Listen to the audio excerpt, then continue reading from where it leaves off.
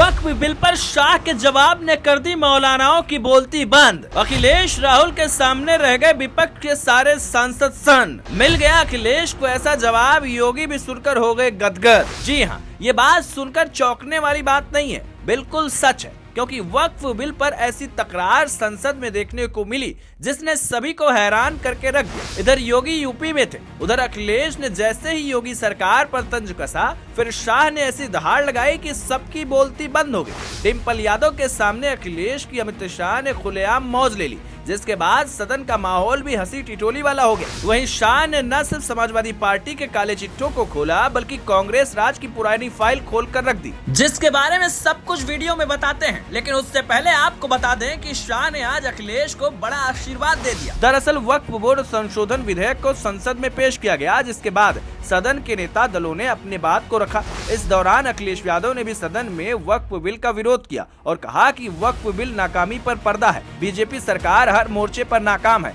इतना ही नहीं, अखिलेश यादव ने लोकसभा में बोलते हुए अमित शाह से पूछा, योगी जी के बारे में कुछ कहेंगे? इस पर शाह ने जवाब देते हुए कहा कि वो भी रिपीट होने वाले हैं, जिसे सुनकर डिम्पल यादव भी दंग रहेगी। हालांकि इससे पहले शाह ने अखिलेश को आशीर्वाद भी दिया। बता दें कि अखिलेश ने वक्फ बिल पर अपनी राय रखते हुए बीजेपी पर निशाना साधा। उन्होंने कहा कि दुनिया की सबसे बड़ी पार्टी होने का दावा करने वाली भारतीय जनता पार्टी राष्ट्रीय अध्यक्ष नहीं चुन पा रही, जिसके बाद शाह का गुस्सा भड़क गया। लेकिन उन्होंने हंसी मजाक में ऐसा जवाब दिया कि स्पीकर भी हंस पड़े, जिसका वीडियो सामने आया है, जिसमें शाह ने अखिलेश के लिए कहा कि मेरे सामने जितनी भी पार्टियां हैं, उनका राष्ट्रीय अध्यक्ष कोई न कोई परिवार का सदस्य ही चुनेगा। हमें 12-13 करोड़ सदस्यों में एक प्रक्रिया के बाद चुनना होता है, इसीलिए इसमें समय लगता है। आपके मामले में ज्यादा समय नहीं लगेगा। मैं तो ये कह रहा हूँ कि आप 25 साल तक अध्यक्ष बने रहेंगे। ये सुनकर हर कोई हंस पड़ा। वहीं शाह ने भी सदन में वक्फ बिल पर अपनी राय रखी और कांग्रेस की पुरानी फाइलों को देश के सामने खोलकर रख। सदन में शाह ने कहा, वक्फ बोर्ड पर ये जो भ्रम पैदा किया जा रहा है, ये एक्ट मुस्लिम भाइयों के धार्मिक क्रियाकलापों और उनकी दान की हुई संपत्ति को